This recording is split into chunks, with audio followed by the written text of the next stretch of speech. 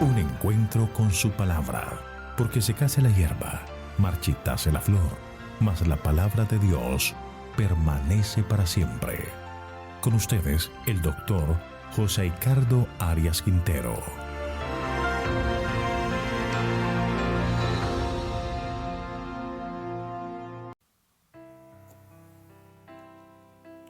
Hoy estudiaremos Zacarías capítulo 14, Jerusalén y las naciones. Vamos a orar. Padre eterno y bondadoso, venimos ante tu presencia para agradecerte por tu amor, tu misericordia y tu perdón, y para pedirte de manera muy especial que envíes el poder de tu Espíritu en nuestra vida, para que nuestra mente se esté dispuesta a entender tu palabra.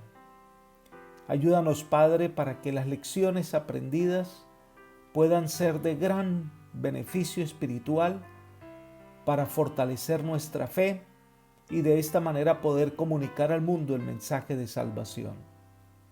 Gracias, Señor, por escucharnos y otorgarnos tu bendición, pues lo pedimos en Jesús. Amén. Con este capítulo terminamos nuestro estudio del libro de Zacarías. A través de las profecías dadas a Zacarías, el Mesías procuró en múltiples ocasiones preparar a un pueblo antes y después de su primer advenimiento. El capítulo 14 de Zacarías vemos el último acto restaurador de Dios. En visión profética, Zacarías nos lleva más allá de la segunda venida de Cristo.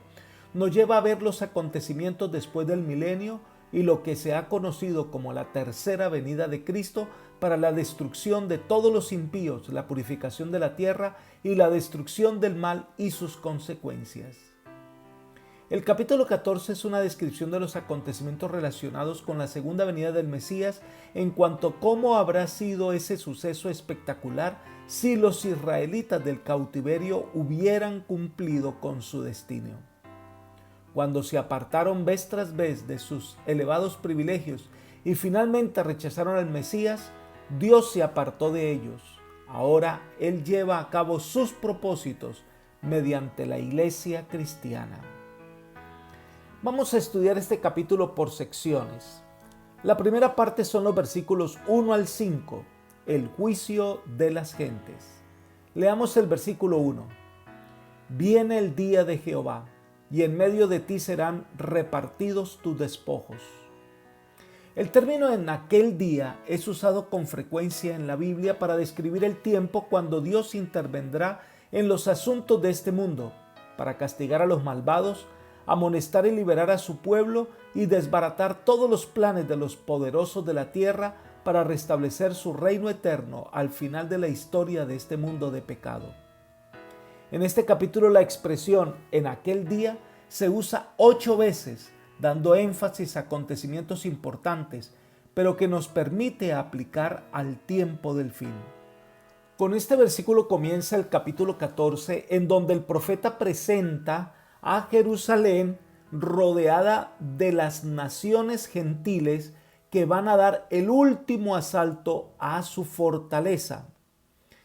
Hay un momento en que aparece que el triunfo de los asaltantes está asegurado, pues entran en la ciudad y la entregan al saqueo. Leamos el versículo 2. Porque yo reuniré a todas las naciones para combatir contra Jerusalén. La ciudad será tomada, las casas saqueadas y violadas las mujeres. La mitad de la ciudad irá al cautiverio, pero el resto del pueblo no será sacado de la ciudad.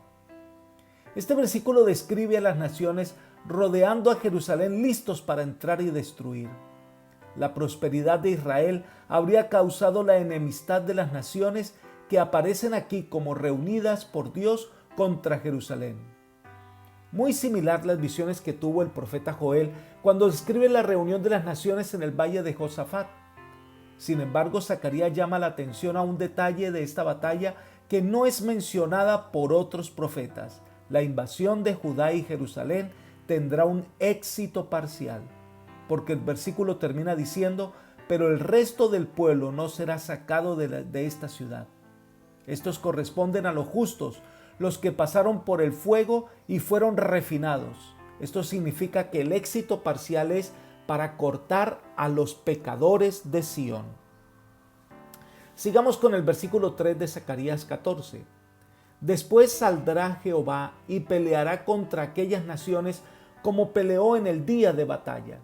Es decir, después del éxito del enemigo y de la eliminación de los pecadores, este cuadro paralelo con el de Joel capítulo 3 versículo 16 leemos: Jehová rugirá desde Sión, dará su voz desde Jerusalén y temblarán los cielos y la tierra, pero Jehová será la esperanza de su pueblo, la fortaleza de los hijos de Israel.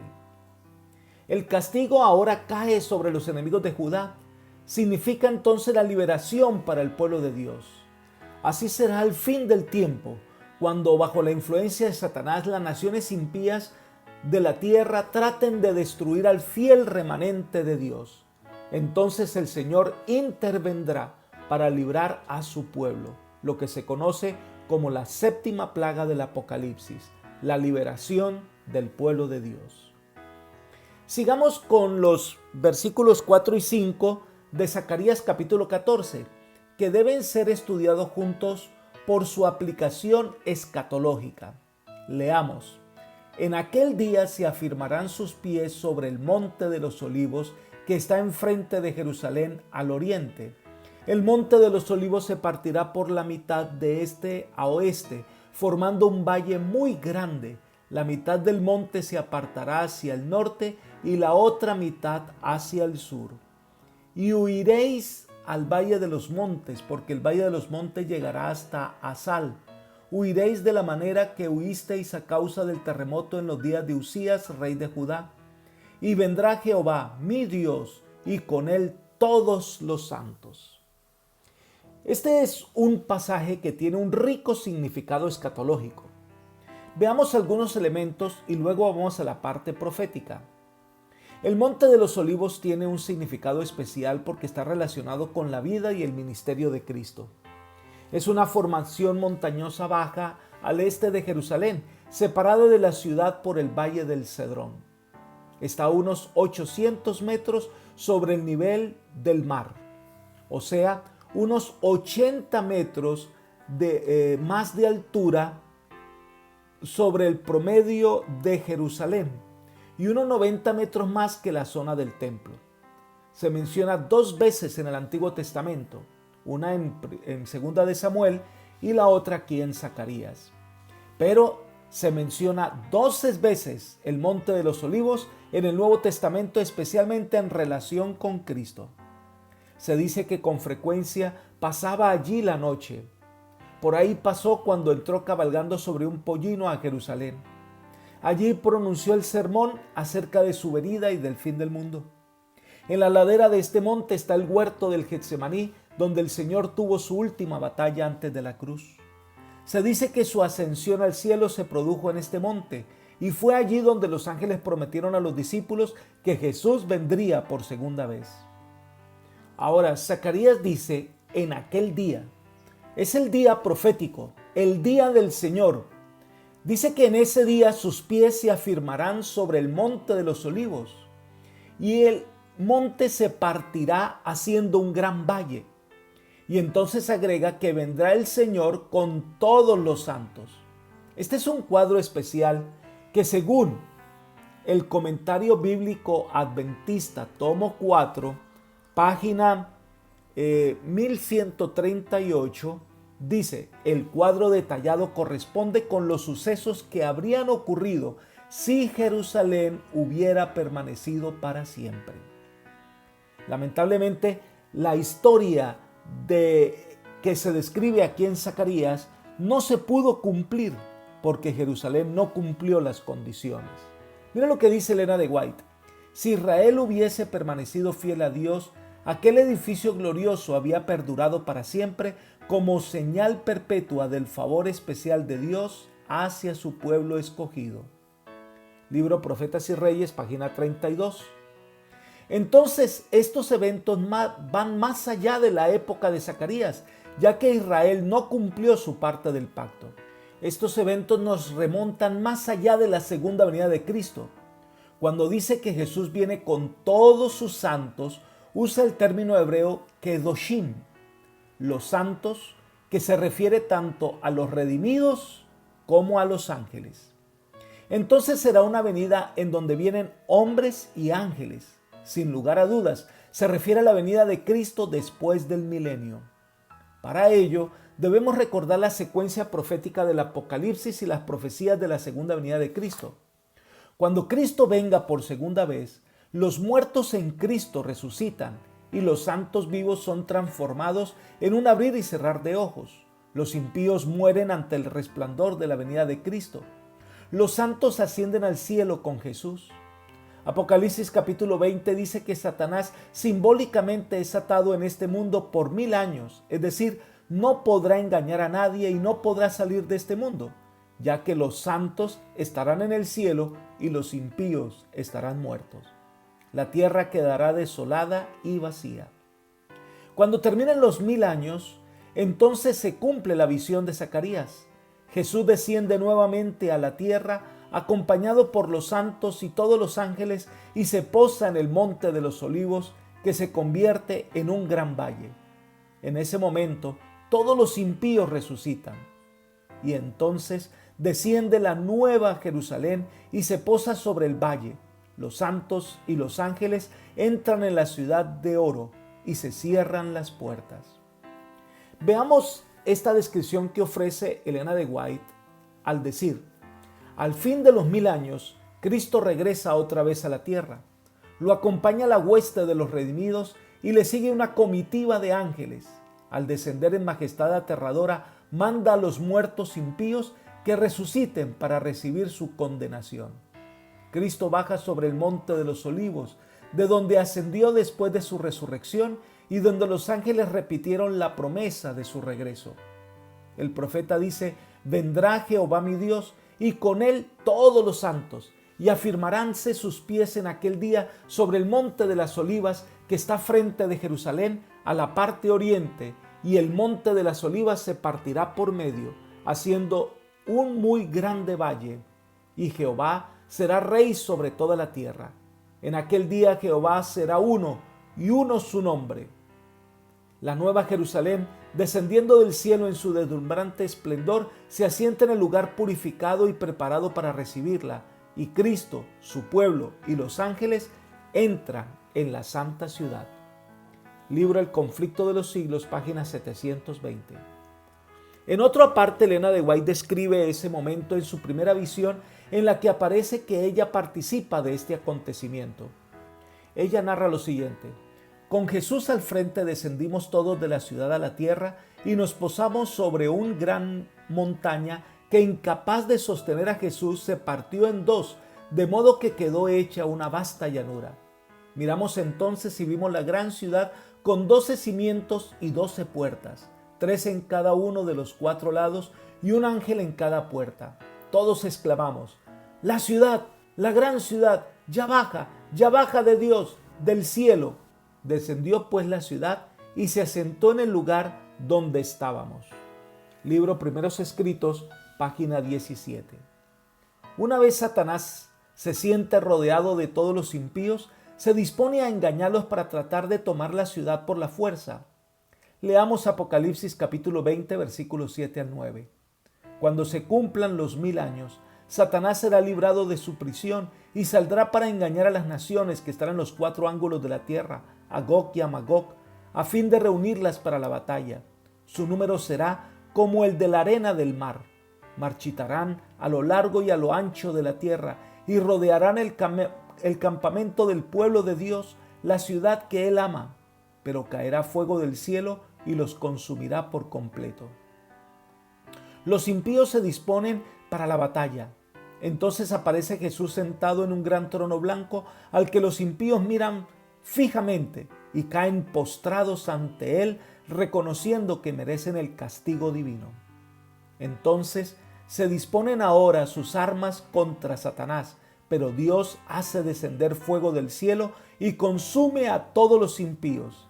Y de allí, de esta gran conflagración, sale un cielo nuevo y una tierra nueva, donde el mal ya no existirá más. Qué tremenda descripción la que nos ha ofrecido el profeta Zacarías.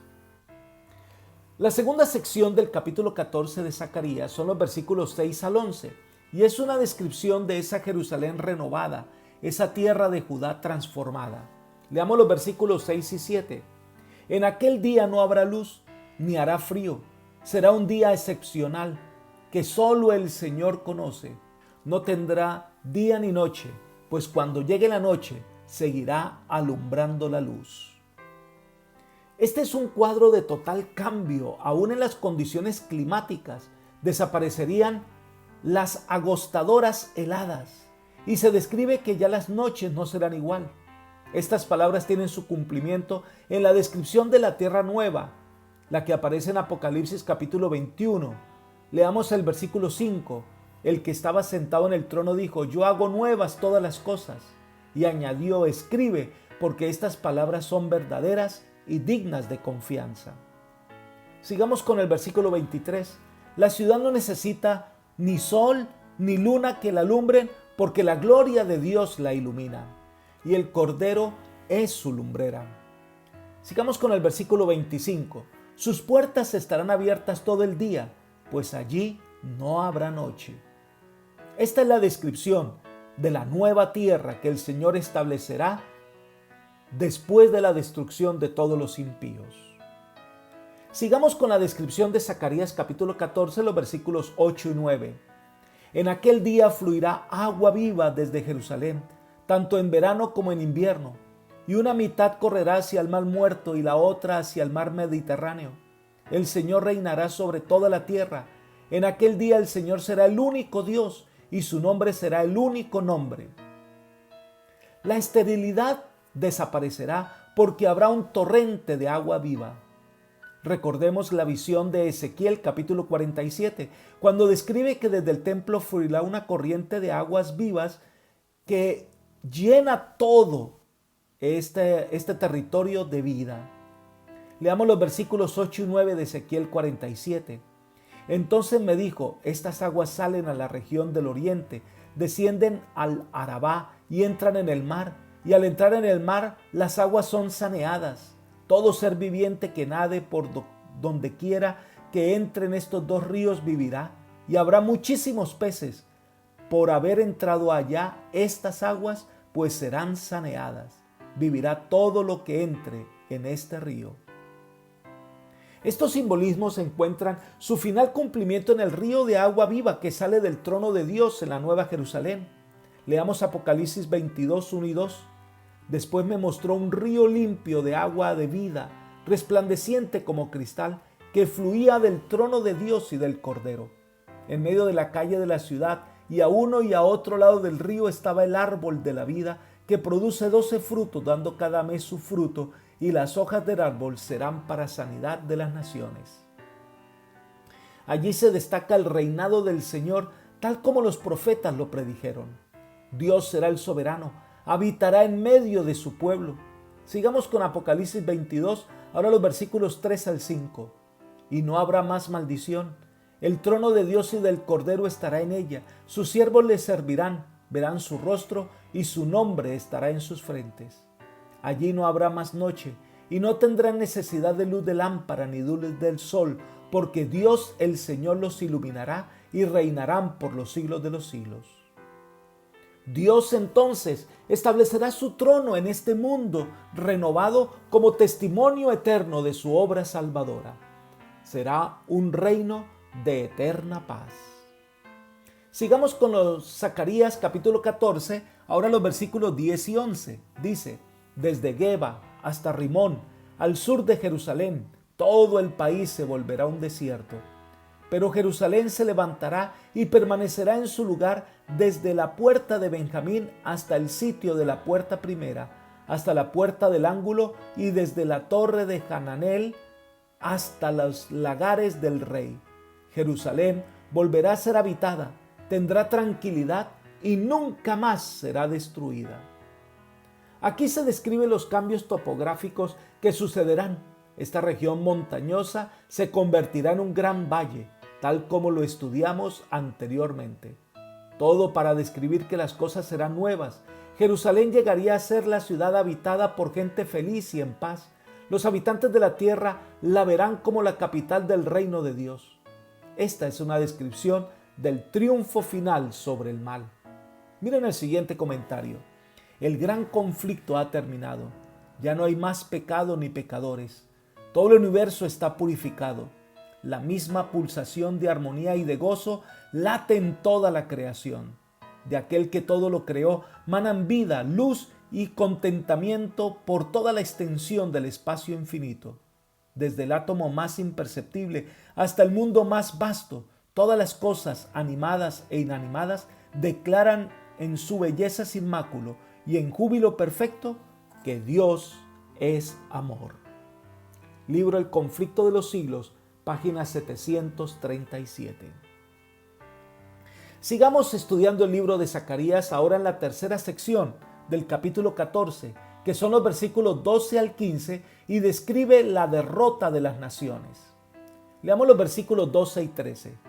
Esta es la plaga con la que el Señor herirá a todos los pueblos que pelearon contra Jerusalén. Se les pudrirá la carne en vida, se les pudrirán los ojos en las cuencas y se les pudrirá la lengua en la boca. En aquel día el Señor los llenará de pánico.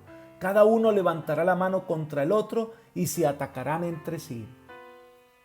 El profeta vuelve a ocuparse de la suerte de las naciones atacantes de Jerusalén. Estos sufrirán el flagelo de una terrible plaga que tiene poder destructivo, y esto llevará a un estado de frenesí que resultaría que se atacarían entre ellos mismos. Esto nos lleva al final del tiempo, cuando los impíos, tratando de destruir al pueblo de Dios, recibirán el azote de las 7 terribles plagas que llevarán a los hombres a un frenesí que no encontrarán paz en ningún lugar. Esto ocurrirá justo antes de la segunda venida de Cristo. Sigamos leyendo los versículos 14 y 15. También Judá peleará en Jerusalén y se recogerán las riquezas de todas las naciones vecinas y grandes cantidades de oro y plata y de ropa. Una plaga semejante herirá también a caballos y mulos, camellos y asnos y a todo animal que esté en aquellos campamentos. El pueblo de Dios, que en el comienzo del capítulo parece derrotado, pero que finalmente el Señor peleará por ellos, ahora aparece triunfante contra sus enemigos, tanto que los despojará de sus riquezas. Y se describe que la plaga que cae sobre los hombres también caerá sobre los caballos, camellos y asnos, símbolos del poderío militar, pero que ahora será debilitado. Y también sobre todo animal de los campamentos, es decir, ellos sufrirán una ruina total.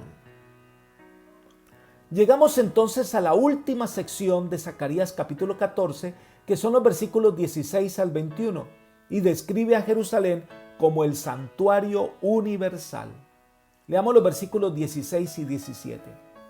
Entonces los sobrevivientes de todas las naciones que atacaron a Jerusalén subirán año tras año para adorar al Rey, al Señor Todopoderoso, y para celebrar la fiesta de las enramadas. Si alguno de los pueblos de la tierra no sube a Jerusalén para adorar al Rey, al Señor Todopoderoso, tampoco recibirá lluvia.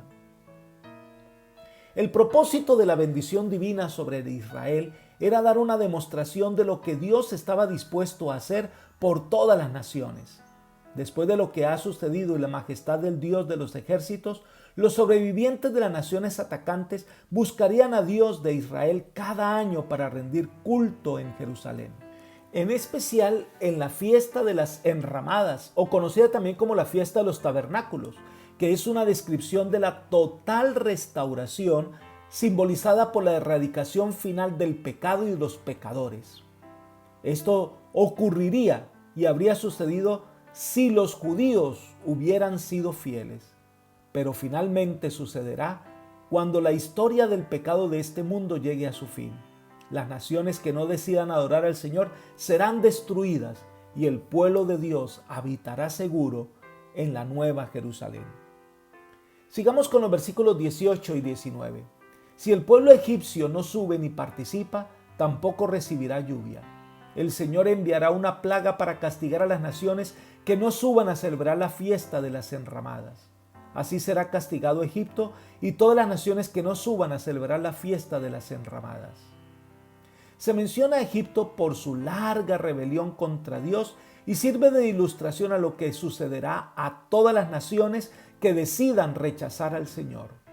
Los que adoren al Señor de estas naciones serán los sobrevivientes, pero el resto será destruido por su rebelión. Y los fieles, el fiel remanente de Dios, entonces celebrará la fiesta de los tabernáculos en el reino eterno de nuestro Dios. Y terminamos este significativo capítulo con los versículos 20 y 21. En aquel día los cascabeles de los caballos llevarán esta inscripción: consagrado al Señor. Las ollas de cocina del templo del Señor serán como los tazones sagrados que están frente al altar de los sacrificios. Toda olla de Jerusalén y de Judá será consagrada al Señor Todopoderoso, y todo el que vaya a sacrificar tomará algunas de esas ollas y cocinará en ellas. En aquel día no habrá más mercaderes en el templo del Señor Todopoderoso. Cuando los caballos se aproximaban a la ciudad, era símbolo de que un ejército venía a destruir. Pero ahora los caballos tendrán adornos que anuncian la llegada de adoradores a Jerusalén. La inscripción Santidad a Jehová, que llevaba en la mitra el sacerdote, ahora era el lema de todos los adoradores que vendrán de todas las naciones. Y habrá tantos adoradores que será necesario consagrar más utensilios que se usen para la celebración de las fiestas sagradas. Todos serán bienvenidos a esta gran fiesta, pero aquellos que como los mercaderos tienen otros intereses, como los que el Señor Jesús arrojó del templo, estos no serán bienvenidos. El mal será erradicado para siempre. Apreciado amigo y hermano, el libro de Zacarías nos ha transportado a los eventos finales de la historia de este mundo. Israel, al rechazar a Jesús, rechazó las promesas de restauración que se habrían realizado si ellos hubieran continuado fieles. Pero ahora serán realidad cuando Cristo venga y se establezca su reino sobre la tierra, y todos nosotros seremos invitados a la cena de las bodas del Cordero. Será un acontecimiento que escapa a nuestra imaginación. Será glorioso y todo será renovado. Todos tendrán la oportunidad de morar con el Señor por siempre, pero ello requiere que hoy entregues tu vida al Señor, aceptes su llamado y haga un pacto con el Eterno. Y entonces, si Él es el Rey de tu vida, el Señor te apartará un lugar en su reino. Que eso sea una realidad en tu vida. Que el Señor hoy llene tu vida de paz y tu corazón de bendición. Es mi oración por ti. Amén.